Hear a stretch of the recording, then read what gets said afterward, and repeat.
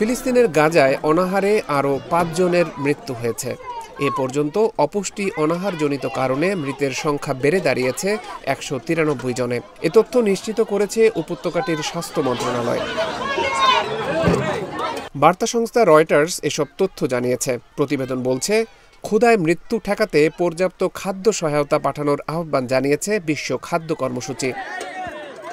আকাশপথে ত্রাণ সরবরাহ উপত্যকাটিতে বিপর্যয়কর প্রভাব ফেলছে বলে মন্তব্য করেছে গাজার স্বরাষ্ট্র মন্ত্রণালয়। তারা বলছে, এত উঁচু থেকে পড়া ত্রাণের বস্তার আঘাতে অসংখ্য ফিলিস্তিনি আহত হচ্ছে। সেই সাথে খাদ্য সহায়তা লুটের ঘটনাও ঘটেছে।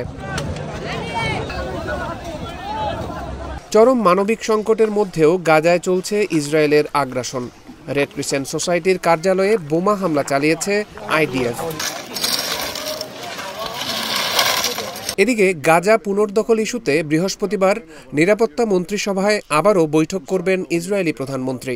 ২০২৩ সালের ৭ অক্টোবর থেকে গাজায় ব্যাপক হামলা চালাচ্ছে ইসরায়েলি বাহিনী।